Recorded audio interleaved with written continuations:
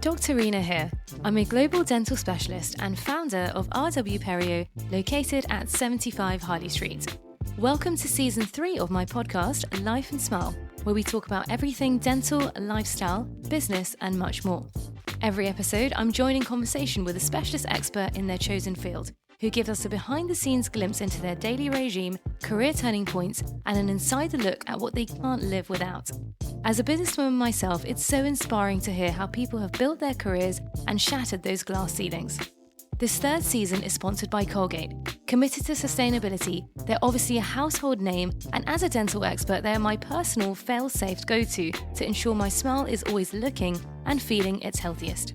So, let's get the conversation going. On this very special episode of Life and Smile, I'm joined by a true household name whose voice on this podcast will no doubt be instantly recognisable, having built her career across film, television, stage and radio. As a highly renowned British actress and comedian, our guest today first came to prominence in the BBC sketch show Goodness Gracious Me. She is known for portraying Zainab Masood in the BBC soap opera EastEnders, Aunty Noor in Citizen Khan, Mrs. Hussein in the BBC comedy Still Open All Hours, amongst many, many more, including, of course, joining Strictly Come Dancing in 2021, where she was paired with professional dance partner Neil Jones during her hugely celebrated career to date. It is, of course, Nina Wadia. Welcome to the podcast. Hi, thanks for having me. So Nina, delighted to have you join us in Harley Street. Well, we like to take things by really starting from the beginning. Mm-hmm. So tell us how it all started. What prompted you to start your career in this industry? Well, I used to love to write as a teenager, which I know is very unusual and nerdy, but I used to love to write. And I used to write comedy sketches, mostly taking the mick out of my teachers. And the teachers themselves enjoyed it a lot. So that was the idea originally. And I also loved to dance. So growing up in India, between the ages of, obviously, when I was born and 9, my passion was actually dance. I did Bharatanatyam. In fact, I learnt Bharatanatyam at Vaijayanti Mala's dance school, and I was obsessed with her as a young girl. And then when we left India at age 9 to move to Hong Kong, of course, there was no Indian dance in Hong Kong. And I hated the look of ballet because I like dance with noise, and Bharatanatyam, you wore bells. Yes. So there was tap. So I learned to tap while I was out in Hong Kong, and then sort of writing sketches at school. And then in my last couple of years when I was doing my A-levels, I said to my parents, look, I think this is something maybe I want to do as a profession. And my mum was most upset. And she was like, no, you promised you'd go into law. She tried to get my brother and my sister, who were older than me, into law as well. No one wanted to do law. Yeah. So I said, I'm really sorry, but I don't. So she got all grumpy and didn't speak to me for 6 months, which was horrible. But she eventually came round because she came to see me when I got into drama school in the UK. And moved out to the UK to study. She came to see me in Thomas Middleton's Women Beware Women. Right. And the minute she saw me on stage, she just thought, no, this is something this girl can do. And she became my number one fan. And then once I had mum's support, as you know, we always, especially in Indian families, you get your mum's support and the world's easy. Yeah. And after that, then I just decided to audition back of the stage newspaper in those days, and the first job I got was at Theatre Royal Stratford East, which is my favourite theatre to date.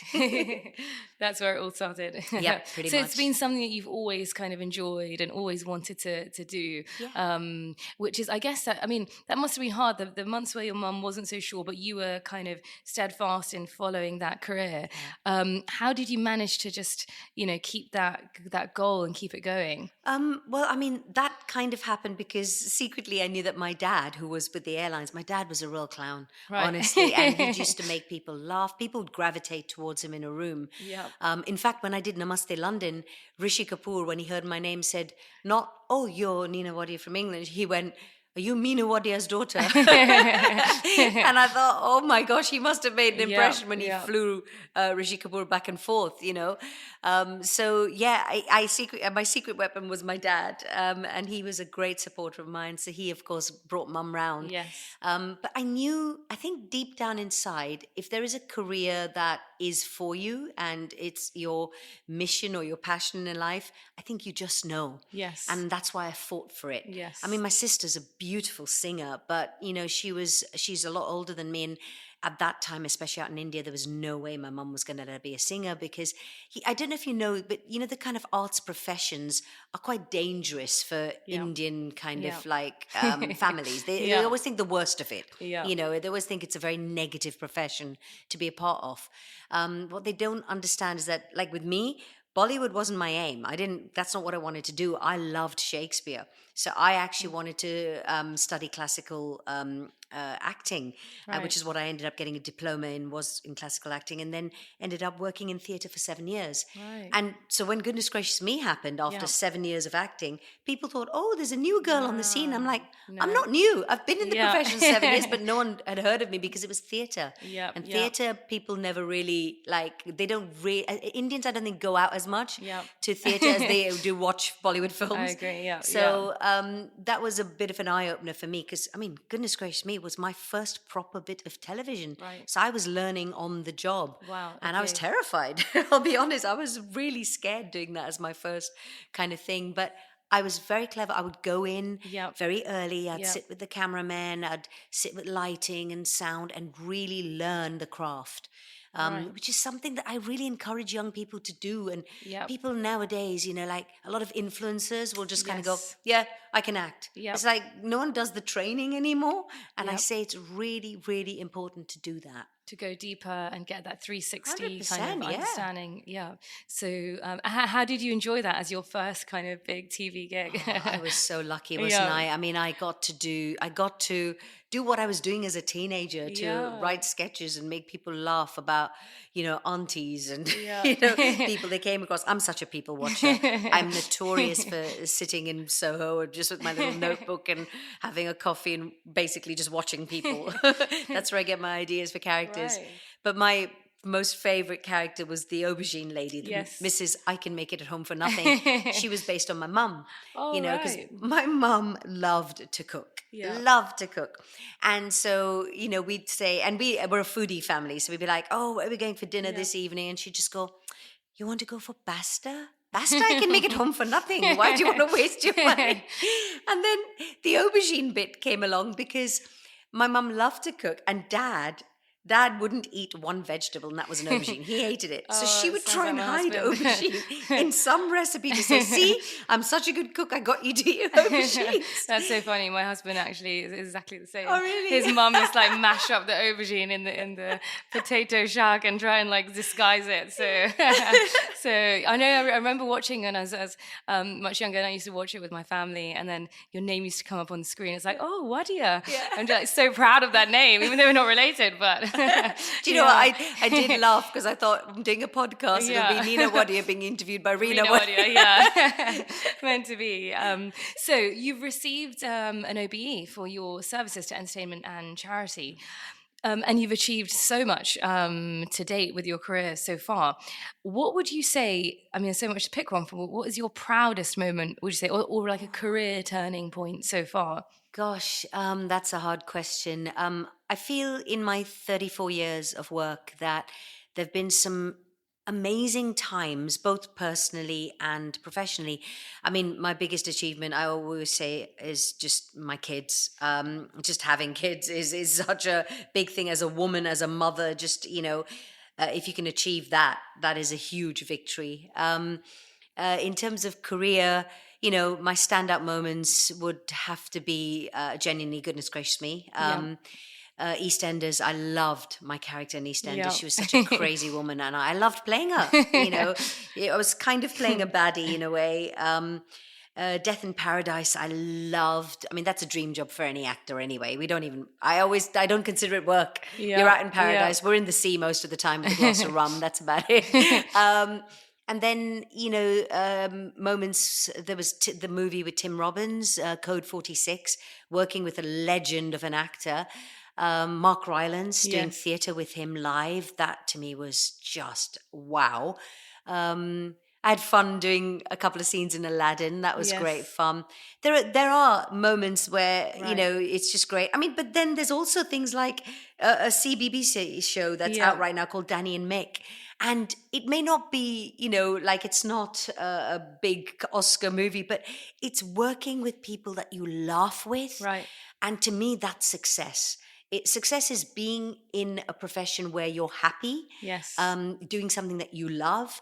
And success is also being a jobbing actor. Yeah. If I just carry on doing what I'm doing for the rest of my life, honestly, I feel blessed, because so many people I meet are in professions that they dislike, and they literally work so they can live. Yes. I live to work, and Absolutely. that's the way you should live your life. Completely. And so many people say that, life is short. You don't want to just wake up in the morning and be like, oh, I've got to go to work. Yeah. It should be exciting. And obviously we're all human. We have moments where you're not feeling it fully, but actually what's the point otherwise? And I really like that in terms of definition of success. When you ask people what is success, it's not, it's not all wealth. It's actually enjoying what you do. It's happiness. And happiness. I promise you, health and happiness. And as a Parsi, that's what you grow up learning. Right. So as a Parsi, you grow up with good thoughts, good words, good deeds. Right. And that brings you happiness. Yes. And genuinely life, especially since the pandemic, we lost so many friends that it's been a wake-up call for us to just go, just enjoy your life. It goes by in a blink. And, I remember having my daughter a couple of years ago, and she's now 19, and she said to me, actually, she was doing her A-levels, and she said, Mum, I want to be an artist. And I went, great. She says, you don't mind? I went, why would I mind? That makes you happy? Yeah. Be an artist. Yeah. Go for it. Life always somehow makes itself work around what you want to do. Yes. That's another lesson I've learned. Right. Okay. The universe, if the universe guides you in a particular way, and people fight against that because they think they need to tell the universe what they want to do. Yes. That's why if a job comes my way or someone approaches me like you did, yes. No, I thank genuinely you so think much. the universe is guiding me for that, or to meet you, or whatever reason. Yes. And I never stand in the way of what's guiding me to do something. That's so lovely. That's so nice. No, thank you so much for coming in. No worries. I mean, you've given us so many pearls of wisdom already, but is there anything else, like for your younger self, that you would say anything to? Would you have done anything differently, like in terms of your path so far? Yes, I mean there are things I would have done differently. I think I probably wouldn't have stressed so much about my career when I was younger, or I certainly wouldn't have been as ambitious. I'll be honest. When I was in my late teens, I was incredibly ambitious of what I wanted to achieve and this and that. And actually, I kind of just wanted to. If I could tell my younger self, just chill out, I would. But I think that's part of life. I see it in my own children now, where they're all gung-ho about what it is they want to do. And it's exciting. And that's part of your growing up. Yeah. So, and I don't think I would have listened anyway, because my kids never listen to anything I say. I mean, they'd rather listen to anyone else than their mother or father. So, but yeah. Yeah, not stressing out over the small things. Definitely. For sure. I mean, and when we see you on TV, when I've met you now in person, you're so inspirational, and you're always energetic and positive. And I mean, what keeps you going? Because you definitely lead a very busy lifestyle. And from the beginning, what inspired you? I know you mentioned about your dad as well, but on a day-to-day basis, like what keeps you going? I mean, you hit the nail on the head in the first place. It's keeping busy. Right. I find that when I keep busy, then I distract myself from my stresses and my worries and my worries. I'm a worrier. Yeah. I really am, and it's not a good thing. And it's something I'm really trying to work on. But I think what keeps me going is sort of, the friends that I have, the family that I have, these are all, like, my oldest school friends from the age of 11 are still my best friends. Wow. Because we've lived life together, we're going through divorces together, we're going through ill health together, we're going through all these things. So I think what keeps me going is knowing that there is that strong friendship base, and my family who I'm very close to, that just inspires you to keep going. I did an interview recently where I was trying to explain something. The metaphor I came up with was, so I've had peaks in my career, like I was mentioning, Goodness Gracious Me or EastEnders or whatever.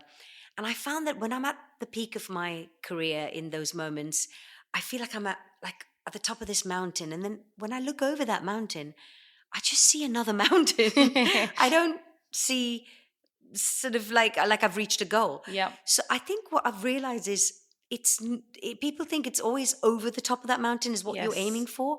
But I realized that actually when I'm up there, I look behind me and what I see are my family and friends and the enjoyment I've had getting there. Yes. And so I think that's the lesson that I'm learning is the journey is always more important than the goal. For sure. Genuinely. Yeah. Because it shouldn't really matter what that end thing is anyway.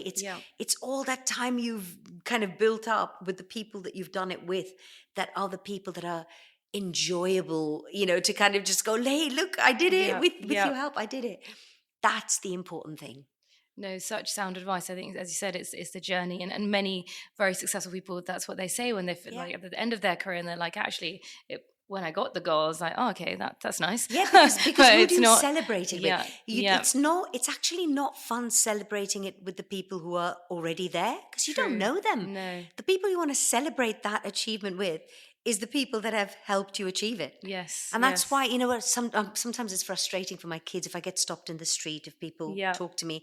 I always talk to people and they go, oh, Mum, come on. You just go, actually, without these people who've sort of watched me and supported me, then what have I done this for? So to me, it's important to always give back. That is, again, it's just another Parsi thing. I think growing up Parsi has actually really, really helped me to focus my life. That's so lovely. That's so nice. Giving back, and I think that's such an important point, is not forgetting everyone along the way, making them a part of the journey, and not just the final win, but the small wins, and celebrating small things and enjoying it. Well, the other thing Dad used to always say. Dad said, "Listen, always be respectful and kind, meeting people on your way up. You will meet the same people on the way down." Yeah, completely. So there must have been quite a few challenges along the way. And what would you say to people starting off now in their career, wanting to go down a similar path? Obviously, the landscape has changed completely with digital age, etc. Everything's so different now. But are there any specific challenges that you faced, and any advice you can give to people early on in their career? Sure. I would say, please train. Don't think that because you've been on social media that you know how to act. It doesn't work that way. And always keep learning. Every job you do, again, don't think, oh, I know it all now. Now I've done this, I've been there, done that. Don't be jaded, and be resilient. Right. This industry is a cruel, hard industry. And I always say this when I do my career advice stuff with younger kids who want to go in the profession. I don't sugarcoat it. Yeah. It is not an easy profession. It is a relentless, time-consuming, all-encompassing industry in which you need to be very mentally strong. Right. So my obstacles when I'd had my children, for example, of course, you put on baby weight, and I'd go to an audition. And I remember going to an audition for something out in the States that I really, really wanted to do. And the producer and director wrote to my agent, said, we absolutely love her. She's brilliant. She's just too fat. That's how it was said. And as a woman who just had a child, you're sensitive about the way you look anyway. And it destroyed me. And I remember thinking, my weight has never been an issue in my life, but why has that particular time destroyed me? Of course, I had hormones flowing around. I had this, that, whatever. But I think if it had been said to a young girl or something like that, it could actually very instantly make you very conscious of yourself and give you all kinds of mental health issues as well that come with comments about her nose is too big, or I don't like the shape of her head. I mean, honestly, the things that people say to you, because you're in an industry where you're judged constantly and endlessly. So you need to make sure that you have that support of family and friends who just go, oh, they're idiots, what do they know? And just keep going. And don't get so hung up on the way that you look. Just be more about creating a character that's interesting, or that's, that's why I'm so glad I'm a character actor. And I gave up I want to be a lead actor thing quite young, because I knew for me, that was the right thing. Right. I enjoyed creating different things. I remember doing an episode of something called Murder in Mind or something like that. And they said, this character, she's really horrible. She's very unattractive and blah, blah, blah. So I said, well, can we, they have this stuff made of silicone called flesh. They call it flesh. And so I said, can I have a massive mole on my chin with these hairs coming out?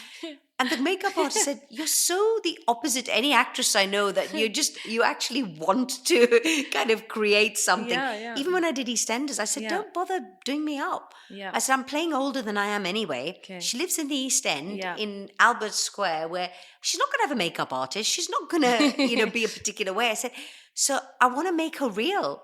So I think, to me, just when I give advice to younger actors, decide what kind of actor you want to be. Right. If you want to be true to the character, then be true to that, because I think Yes. that's more appreciated by people Yeah. than, like when sometimes you watch people in EastEnders, you go, "Why are you so glamorous? Who would do your hair and makeup like this every day that you'd have time to do it?" Yeah. So, but yeah, resilience, and then the worst one of the lot. And I hate to say this, but I do say this to younger actors.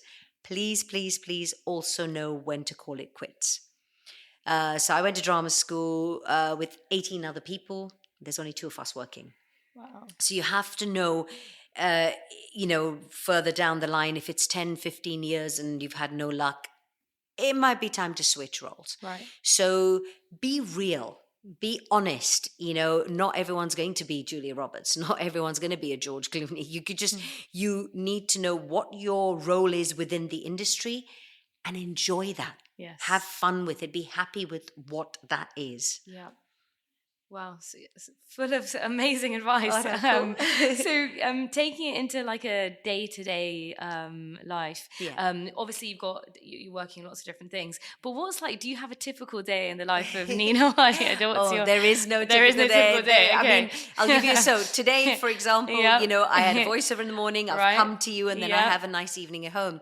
Yesterday, I did an episode of Doctors in the morning, traveled down and then got stuck at Northampton because all the trains stopped, rushed down in a cab straight to Bethnal Green to the Junkyard Comedy Place, was on stage doing a new podcast, with a live audience, and then got home at 11:30. So it just, my days are so random, I can't call it. So how do you plan? Do you have I can't plan anything. And can't, that's the one bugbear with my family. Okay. You can't. But in the last, I would say 5 years, I'm now stricter with my agent. Now I say to her, I'm blocking this time out. I haven't had like a time away with my husband for so long. So we're literally, about 2 days ago, I went, right, going to Tuscany. I've never been to Tuscany. I want to go to Italy. And we just booked some flights, and I rang my agent and went, I'm not here for that week. But what if? I said, I don't know. I don't care what if. I'm away for that week. Make my work around that. So I've swapped my life over now. Now my priority is what I want to do, and then work just fits around it. And if it doesn't work, then I don't do the job. End of. No, I think that's so. I think we speak to a lot of people like you, super successful. It's about blocking out that time. Otherwise, I guess you can continue to say yes and yes and yes, and you don't know when to stop. Even with me, just like a day-to-day basis, I have a clinic, and the team are like, "Oh, should we add on another patient?" I'm like, "Yeah," and then I'm looking back, and I'm like, "Oh, it's 8 p.m. Maybe I should have stopped the clinic at 6." And then my husband's looking at me, thinking like, we had this chat yesterday. That's why he's looking at me right now, saying, "I'm going to tell the team, make sure they don't block in any extra patients." But the thing is, it's so tempting in the moment to say yes to things and projects. Well, I think that's probably because you're a good human being as well. I think people who are, genuinely good-hearted people, they will just go, "Oh, can't fine, I'll fit you in. You're in a bit." But I mean, I know that my husband and myself, we had a big row once because I also sometimes, smaller charities will approach me because they know I'll respond. And I will go, yes, sure. And then I would fall very ill. Almost every December I fall sick. And I think it's the run of the year where I've just gone, yes. And I think the hardest thing I've had to do is to say to a couple of charities, I can't help you because I'm just done. I'm getting older now. My body can't take as much. My mind can't take as much. And I've had to prioritize myself, and it feels wrong. I'll be honest. It doesn't feel right to me to do it. But if I don't do it, I've noticed the pattern of falling sick. So your husband's absolutely right. And he's good. He's right to give you that look. It's the same look my husband gives me, can I just say? Know your limitations, know what you can and cannot do. And it's that thing of putting the oxygen mask on yourself before you help someone else, and which I never understood younger. I understand now. Yeah, look after yourself so you can look after others, basically. Exactly, yeah. Makes complete sense. So when you're filming, do you have any like rituals or like items that you have with you or Yeah. anything like that? I do have odd Yeah. ones. In fact, you didn't see me do it before, but Yeah. so I worked with the wonderful Saeed Jaffrey years ago. He was one of the first ever amazing actors I worked with that was of South Asian heritage, and we did the Mahabharata together. Wow. And we both played brother and sister, even though it was a Yes, massive yeah. age gap. But I saw it when I first worked with him. I saw him bless the mic. He did a little prayer around the mic. So I did that. right. If I I'm didn't working even at a notice you mic, I have to doing touch that. the mic. Right. And he would always say, I've blessed the mic, so our work will be good. So I think of Saeed Jaffrey Amazing. whenever I'm in front of a mic. And on stage or on film sets, I tend to touch the floor before I walk on, just to Right. ground myself Yeah, and yeah. bless the set we're going Yeah. to work on. So, and then I had a crazy ritual, which I've kind of stopped doing Yeah. now, but I sometimes do it, is when I had plays like Shakespearean plays, I would put the script under my pillow to Oh sleep my with God. because I imagined that the words would sink into my head. I know it sounds ridiculous, but it is a I little love quirk it. of mine. Yeah. So I do occasionally, if I can't learn lines, I'll put the script under my bed and it works for me. works, yeah, It's yeah. obviously some weird subconscious thing, but Yeah. it does work for me. Oh, I love it. I love all of them. I might have to steal a few. Yeah. And any kind of, obviously you have to be on top form when you're in front of the camera. Yeah. Are there any funny like standout outtakes that you'll never live down? Oh gosh, that you can think of? Yeah, I mean, I'm a bit of a prankster on Yeah. set. I'm a bit naughty. So there's one prank that we played on EastEnders with Josie Lawrence. So she'd come on, and I'd met her a few months before when I was pregnant with my first child. And then she joins the show, and on the show, I had to pretend to be pregnant. Yeah. But she, of course, came out and she was like, "Oh my God, is this your second?" And I thought, yeah, it is. You know, obviously it's a fake bump, but I was just messing around. And yeah. And then Mark Elliott, who played my son Saeed, he had a habit because the fake baby sponge Yeah. they give you is very soft and bouncy. Right. He would walk up to me and punch me in the Oh, no. stomach as a joke. And now he didn't know I'd had this conversation with Josie, so we're just chatting, and he walks up and just punches me really hard in the gosh. stomach. She screamed the place down. And I realized That's I so hadn't told her funny. that it was a fake bump, and I just couldn't. I was red in the face, and she didn't speak to me for like a Oh, couple of days. She was so no. mad at me. She said, "You gave me a heart attack." Oh, that's so funny. So, There yeah. must be many, many others. Yes. But listen, Nina, thank you so much, honestly, for your time. I know you're super busy, but what an inspiration for all of us out there. And I'm sure all the listeners will be super inspired by all your words of wisdom. So thank you so much. Thanks for coming down to Harley Street. And I'm sure we will see you again very soon. Oh, I look forward to it because you're brilliant. Thank you. Thank you so much.